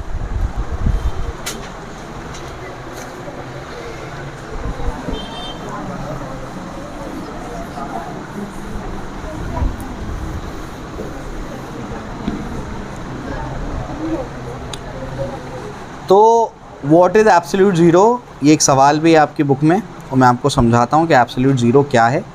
फिर मैं आपको डिफरेंट स्केल्स और उनमें रिलेशन समझाऊंगा कि अलग अलग स्केल्स में क्या क्या रिलेशन होता है, और फिर बाकी चीज़ें आइडियल गैस इक्वेशन। उसके बाद यहाँ पर ये कंप्लीट होगा और फिर हम लोग स्टार्ट करेंगे हमारा थर्मल एक्सपेंशन अगले सेशन में इंशाल्लाह। ठीक, चलो एब्सोल्यूट ज़ीरो क्या है।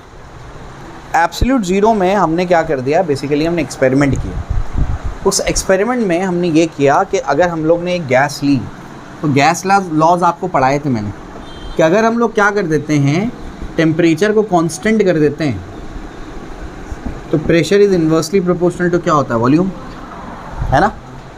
उसके बाद फिर हम लोग ने पढ़ा था कि अगर हम लोग प्रेशर को कांस्टेंट कर देते हैं, तो volume is directly proportional to क्या था, टेम्परेचर।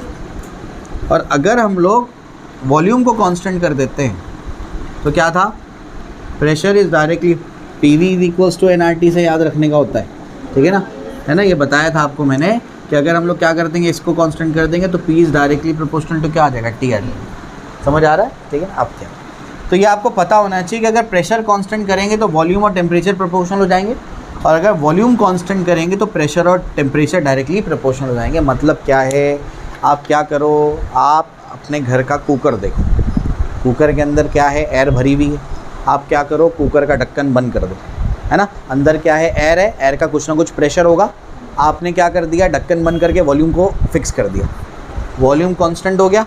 अब आप क्या करो, आप उसको गैस पे रखो और उसका टेम्परेचर बढ़ाओ। हीट दोगे तो क्या होगा, टेम्परेचर बढ़ेगा। टेम्परेचर बढ़ेगा तो उसके अंदर का क्या बढ़ जाएगा, प्रेशर बढ़ जाएगा। इसी वजह से कुकर के ऊपर सीटी लगी होती है। अब समझे, सीटी मतलब क्या, सीटी बज गई होता है ना, घर में सीटी बज गई, तो सीटी बजने का मतलब क्या है, अंदर का प्रेशर रिलीज़ कर रहा है वो, वरना फट जाएगा वो। बात समझ आ रही क्या बोल रहा हूँ मैं, इतना ज़्यादा प्रेशर होता है उसको। प्रेशर कुकर नाम है ना, उसके अंदर प्रेशर बढ़ जाता है। तो क्या आप टेम्परेचर बढ़ाओगे तो क्या बढ़ेगा, प्रेशर बढ़ेगा। बात समझ आई। तो सीटी क्यों लगाते हैं कि प्रेशर ये पर्टिकुलर लेवल से ज़्यादा हुआ तो क्या करो, एयर को बाहर फेंको ताकि प्रेशर कम हो जाए। बात समझ आई, ये फंडा है उसके पीछे। क्लियर है यहाँ तक का। बिल्कुल वैसे ही वॉल्यूम का भी हाल है। प्रेशर को कांस्टेंट कर दोगे तो टेम्परेचर बढ़ाओगे तो क्या होगा, वॉल्यूम बढ़ जाएगा। टेम्परेचर कम करोगे तो क्या होगा, वॉल्यूम कम हो जाएगा। ठीक है ना। चलो भाई मुद्दे पे आते हैं। अब जो है असल मुद्दा क्या है, असल मुद्दा ये है कि हमने एक एक्सपेरिमेंट किया। क्या एक्सपेरिमेंट किया, ध्यान से सुनना, ये याद रखना। यहाँ पर प्रेशर अगर कांस्टेंट रहा तो V is directly proportional to T, और अगर वॉल्यूम कांस्टेंट रहा तो P is directly proportional to T। दोनों चीज़ें याद रखना। तो हम लोग ने क्या करी, गैस ली, उसका क्या किया, हम लोग ने एक एक्सपेरिमेंट करके देखा यही गैस लॉस के ऊपर। एक्सपेरिमेंट्स में क्या देखा हम लोग ने, एक्सपेरिमेंट्स में हम लोग ने ये देखा कि ये अगर हमारे पास यहाँ पर टेम्परेचर है और यहाँ पर या तो प्रेशर है या तो वॉल्यूम है। फॉर एग्जांपल प्रेशर हम लोग ने लिया, या वॉल्यूम से स्टार्ट करता हूँ मैं, वॉल्यूम हम लोग ने लिया। तो हम लोग ने कोई भी गैस ली और उस गैस का ये देखा कि जैसे जैसे गैस को ठंडा करेंगे मतलब टेम्परेचर को कम करेंगे। यहाँ पर टेम्परेचर होगा कुछ, फिर यहाँ पर जाएंगे तो और कम, ऐसे और कम, यहाँ पर 0, फिर नेगेटिव में जाएगा टेम्परेचर।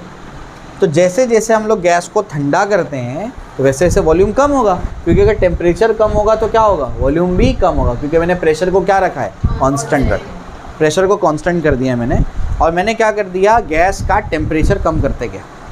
डब्बे के अंदर गैस ली थी मैंने और उसका टेम्परेचर क्या करते गया मैं, इसका टेम्परेचर मैं कम करता गया। टेम्परेचर कम करता गए तो वॉल्यूम भी क्या होगा, कम होता जाएगा, वॉल्यूम भी कम होता जाएगा। तो हम लोग ने ये चेक किया कि जब हम लोग ने क्या किया, हम लोग ने इसका टेम्परेचर इतना रखा था, उसका वॉल्यूम ये था, फिर टेम्परेचर हमने और कम किया, उसका वॉल्यूम ये आया, टेम्परेचर और कम किया, उसका वॉल्यूम ये आया, टेम्परेचर और कम किया, वॉल्यूम ये आया, टेम्परेचर को नेगेटिव में ले गए, वॉल्यूम ये आया।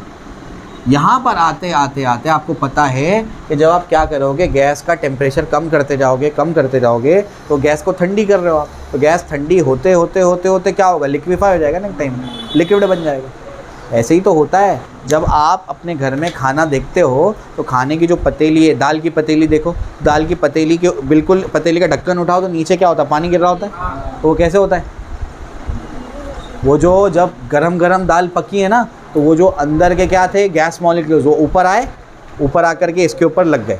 अब क्या टेम्परेचर उस टाइम पे ज़्यादा था, अब धीरे धीरे करके क्या होगा, धीरे धीरे करके टेम्परेचर एक्चुअली कैसे कम होगा, जो आपकी दाल की जो पतीली है, पतीली सराउंडिंग के साथ में क्या करेगी, हीट ट्रांसफ़र करेगी, हीट एक्सचेंज करेगी। कब तक होगा हीट एक्सचेंज, जब तक थर्मल इक्विलिब्रियम नहीं आ जाता। थर्मल इक्विलिब्रियम हो गया, टेम्परेचर रूम टेम्परेचर के बराबर हो गया, तो अब क्या हो गया, टेम्परेचर कम होने की वजह से वो जो गैस मॉलिक्यूल्स तो किस में कन्वर्ट हो गए, लिक्विड में। तो जैसे ही तुम उसको उठाओगे तो पानी गिरेगा, तो जो गैस मॉलिक्यूल्स था वो किस में कन्वर्ट हो गए, लिक्विड में। बात समझ आई। तो गैस को ठंडा करते जाएंगे तो एक टाइम पे क्या हो जाएगा, वो लिक्विड बन जाएगा। ऐसे ही होगा, है ना। तो टेम्परेचर को कम करते गए तो टेम्परेचर को कम करते करते हमने चेक किया कि वो क्या बन गया, लिक्विड बन गया। तो यहाँ तक हमारा एक्सपेरिमेंट क्या हो गया, यहाँ तक हमारा एक्सपेरिमेंट रुक गया, ठीक है ना। तो जैसे जैसे हमने क्या कर दिया, लिक्विड का टेम्परेचर कम किया, गैस का टेम्परेचर कम किया, यहाँ तक लेकर आ गए टेम्परेचर को, तो यहाँ पर गैस क्या हो गई, लिक्विफाई हो गई। बात समझ आई, ठीक। इसके बाद हमको पता है, हमको रिलेशन समझ में आ गया था कि इतना टेम्परेचर कम प्रोपोर्शनल है, डायरेक्टली प्रोपोर्शनल है। बात समझ आई कि इतना टेम्परेचर को क्या करते हैं, कम करते हैं। टेम्परेचर को इतना कम करेंगे तो क्या होगा, इतना वॉल्यूम में कमी आती है। ये अपने को समझ में आ गया कि टेम्परेचर को 1 से कम किया तो वॉल्यूम भी 1 से कम हुआ, टेम्परेचर को 2 से कम किया तो वॉल्यूम भी 2 से कम हुआ। ये रिलेशन अपने को समझ में आ गया था और यहाँ तक गैस क्या हो गई, लिक्विफाई हो गई। अब हम हमारा मैथमेटिक्स यूज़ करके इसको एक्स्ट्रापोलेट करते हैं। एक्स्ट्रापोलेट क्या मतलब, अब तो और कम नहीं हो सकता क्योंकि गैस रही नहीं, लेकिन अगर गैस लिक्विफाई नहीं होती और अगर हम लोग क्या करते हैं, अगर हम टेम्परेचर को और कम करते करते ये जो टेम्परेचर है यहाँ आकर के, ये जो गैस है वो यहाँ आकर के क्या हो जाता है, उसका वॉल्यूम, ये वॉल्यूम देखो यहाँ पर आ रहा है, देखो वॉल्यूम क्या हो रहा है, कम होते जा रहा है। पहले ये टेम्परेचर था, ये वॉल्यूम था, अब टेम्परेचर कम किया तो वॉल्यूम भी देखो कम हो गया, यहाँ से यहाँ आ गया। फिर टेम्परेचर और कम किया तो वॉल्यूम क्या हो गया, और कम हो गया। टेम्परेचर को 0 किया तो वॉल्यूम ये हो गया, टेम्परेचर कम किया तो वॉल्यूम अब ये हो गया। टेम्परेचर को और कम करते करते अब वॉल्यूम क्या हो गया, 0 हो गया। तो एक ऐसा टेम्परेचर आएगा जिस पे इसका वॉल्यूम क्या हो जाएगा। बात समझ आ रही क्या बोल रहा हूँ मैं। वॉल्यूम 0 मतलब क्या होता है, वॉल्यूम ज़ीरो मतलब गैस दौड़ ही नहीं रही है, वो एक पॉइंट पे आ गई है, ये मतलब है उसका। समझे क्या बोल रहा हूँ मैं, गैस दौड़ ही नहीं रही है। गैस क्या मतलब, सब कुछ रुक गया, यही तो मतलब है। वॉल्यूम कब, वॉल्यूम कैसे होता है गैस का, गैस जो इधर उधर दौड़ती है इसी को तो वॉल्यूम बोलते हैं। इधर उधर दौड़ के जो जगह ले लेती है वही क्या है, वॉल्यूम है। अब वॉल्यूम 0 हो गया मतलब वो दौड़ना बंद कर दिया। अगर यहाँ कन्फ्यूजन हो रहा है तो दूसरा पार्ट समझाता हूँ। देखो अब दूसरा क्या होगा, दूसरे वाले एक्सपेरिमेंट में क्या करेंगे बताओ। पहले क्या कांस्टेंट किया था, प्रेशर। टेम्परेचर को कम करते गए, वॉल्यूम कम होता गया। दूसरे केस में क्या करेंगे, वॉल्यूम को कांस्टेंट कर देंगे। ध्यान से सुनो, दूसरे केस में क्या करेंगे, दूसरे केस में क्या करेंगे, वॉल्यूम को क्या कर देंगे, कम कर देंगे और कांस्टेंट कर देंगे। वॉल्यूम को कम करेंगे, कांस्टेंट करेंगे तो प्रेशर क्या हो जाएगा, P और T डायरेक्टली प्रोपोर्शनल हो जाएंगे। तो यहाँ पर क्या प्लॉट करता हूँ, प्रेशर। अब मेरी बात ध्यान से सुनो, जैसे जैसे अब मैं क्या करते जाऊँगा, टेम्परेचर को कम करता जाऊँगा, प्रेशर भी कम होते रहेगा क्योंकि डायरेक्टली प्रोपोर्शनल है। ये कम करेंगे तो ये भी कम होगा। टेम्परेचर कम करता जा रहा हूँ, प्रेशर कम हो रहा है। यहाँ पर क्या हो गई, गैस लिक्विफाई हो गई। अब मैंने मैथमेटिक्स यूज़ करके सोचा कि अगर वो लिक्विफाई नहीं होती और हमको रिलेशन समझ आ गया, इतना कम करने पे इतना प्रेशर कम हो रहा है, हम उसको एक्स्ट्रापोलेट करते करते यहाँ तक लेकर आते हैं। मतलब इस टेम्परेचर पे क्या 0 हो जाएगा, अब प्रेशर 0 मतलब क्या होता है, प्रेशर 0 मतलब मॉलिक्यूल्स रुक गए। प्रेशर कैसे होता है आपको पता है, कैसे प्रेशर एग्जर्ट होता है, इसकी वॉल्स पर कैसे प्रेशर एग्जर्ट हो रहा है। जो मॉलिक्यूल्स होते हैं वो दीवार पे जा करके क्या करते हैं, टक्कर मारते हैं, उसी को क्या कहते हैं, प्रेशर कहते हैं। बात समझ आई। अब ये वाला जो टेम्परेचर है, इस टेम्परेचर पे प्रेशर क्या हो रहा है, ज़ीरो हो रहा है। प्रेशर ज़ीरो मतलब क्या होता है? प्रेशर ज़ीरो मतलब वो जाकर के टक्कर नहीं मार रहे, मतलब सब कुछ क्या हो गया, रुक गया। तो ये वो टेम्परेचर है जिस पे मॉलिक्यूलर मोशन रुक जाता है। बात समझ आई? यहाँ पर ये टेम्परेचर आते आते आते आते आते क्या हुआ, यहाँ पर प्रेशर क्या हो गया, ज़ीरो। प्रेशर ज़ीरो मतलब वो टक्कर मारना क्या कर दिए, बंद कर दिए, तभी तो प्रेशर ज़ीरो हुआ। टक्कर मारना बंद कर दिए मतलब मॉलिक्यूल क्या हो गए, रुक गए। इसका ये मतलब हुआ कि ये वाला वो टेम्परेचर है जो अगर गैस लिक्विफाई नहीं होती तो ये वाले टेम्परेचर पे आते आते क्या होता, ये वाले टेम्परेचर पे आते आते आपका मॉलिक्यूलर मोशन बिल्कुल रुक जाता है। वो होता है -273.15 डिग्री सेल्सियस।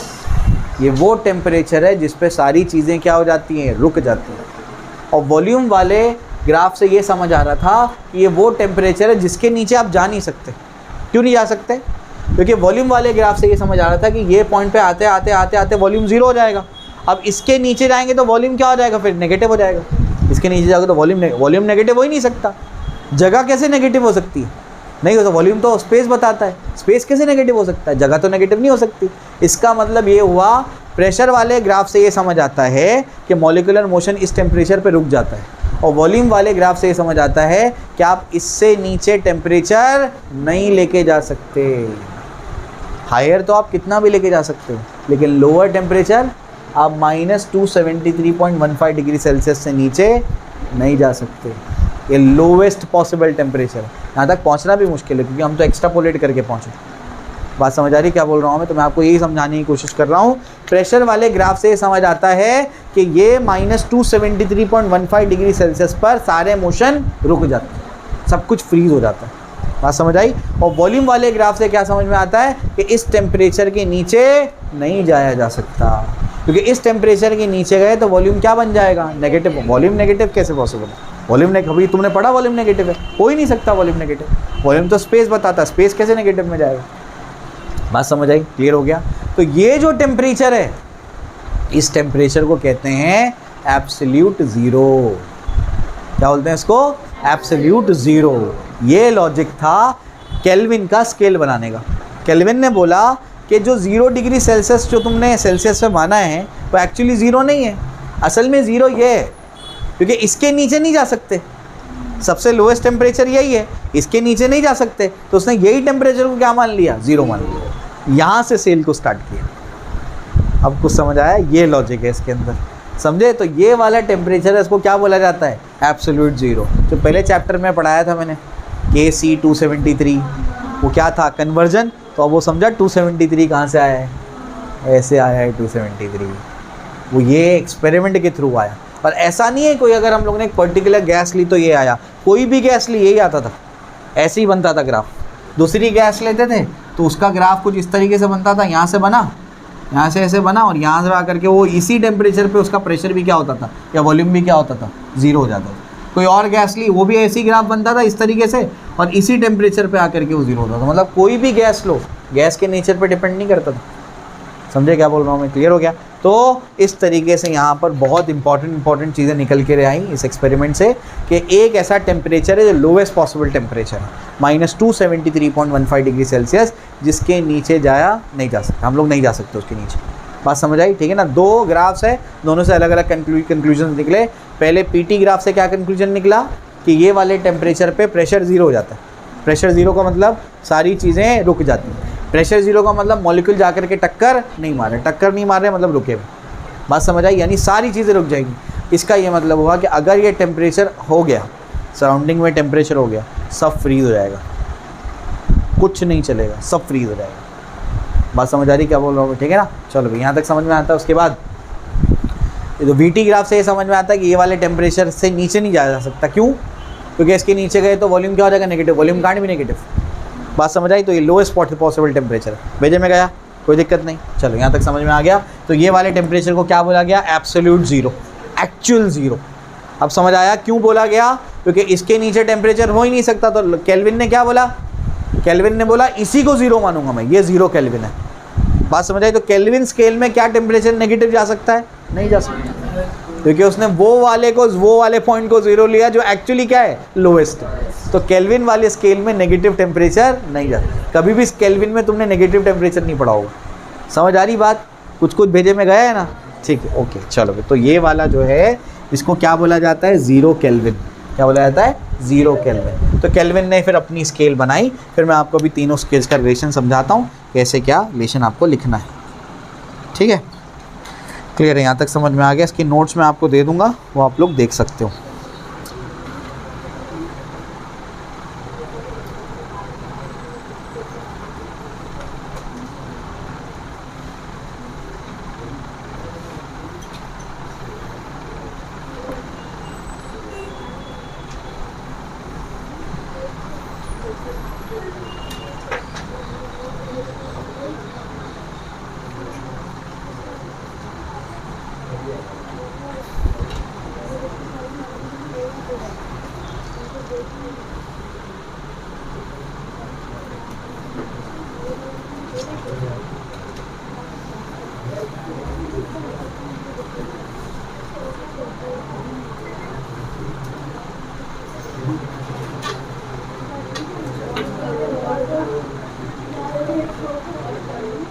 ठीक है, चलो भैया।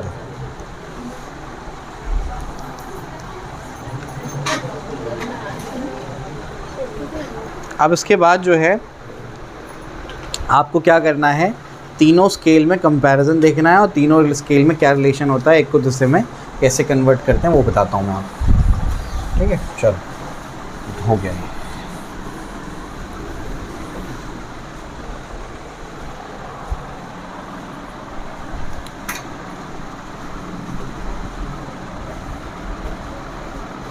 Steam point, ice point. यहाँ पर आपका 0 डिग्री सेल्सियस है, यहाँ पर आपका 100 डिग्री सेल्सियस है। कौन सा स्केल है ये? सेल्सियस स्केल है।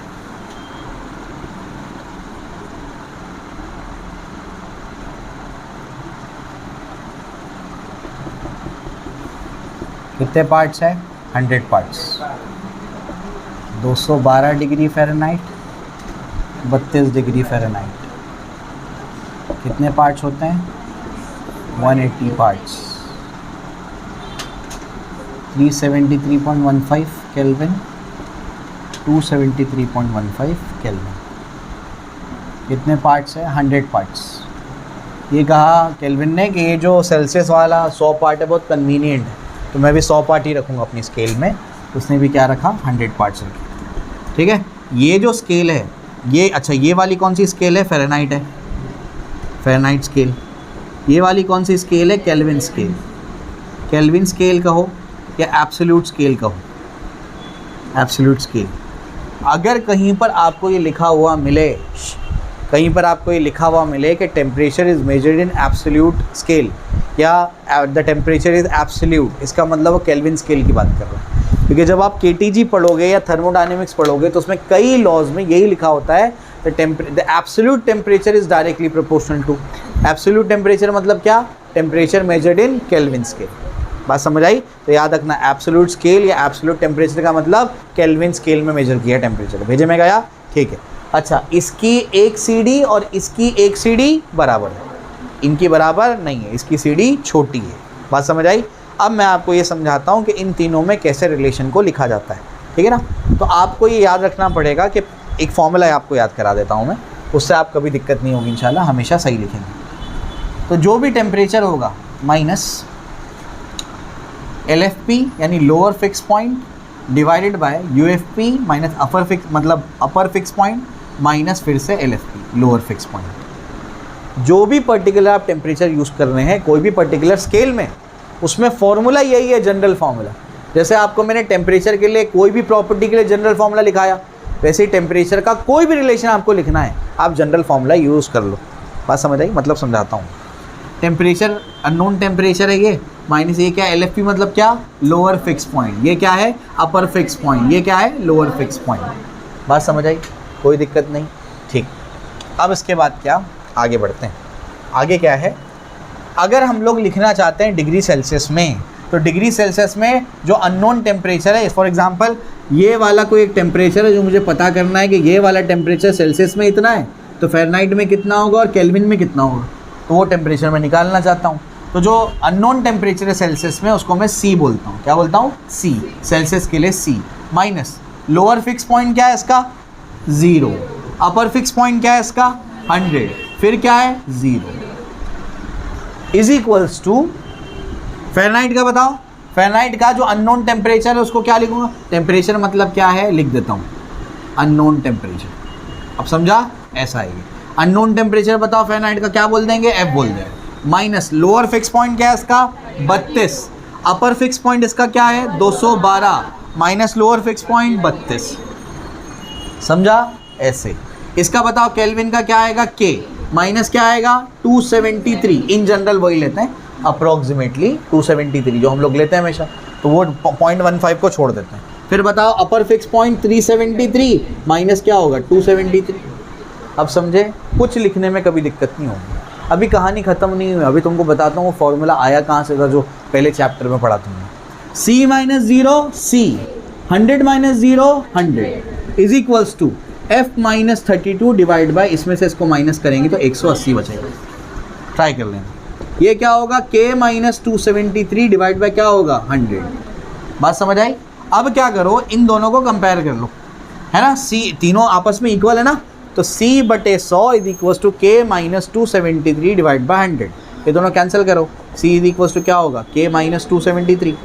अब समझे? इसको यहाँ भेज दो तो C प्लस क्या हो जाएगा? 273 इज इक्वल्स टू K, तो K is equals to C plus 273, KC 273।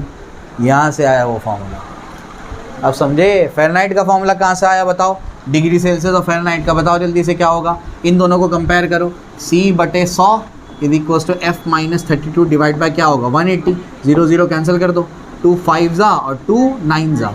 देखो क्या आएगा? F minus 32 is equals to 925C। ये याद कराया था मैंने, F minus 32 is equals to 925C। यहाँ से आया वो फॉर्मूला। अब समझ आया? तो ये जनरल चीज़ आप याद कर लो। क्या बोला आपको मैंने? Unknown temperature minus LFP divide by UFP minus LFP, यानी lower fix point divided by upper fix point minus lower fix point. मैं आपको और एक शॉर्टकट बताता हूँ। ये upper fix point minus lower fix point हमेशा उतना ही आएगा जितने डिवीजन से। बात समझ आई? देख लो इसमें कितने डिवीजन है? 100। क्या है नीचे? 100। इसमें कितने? 180। 180। उसमें कितने थे? 100। वही आएगा हमेशा।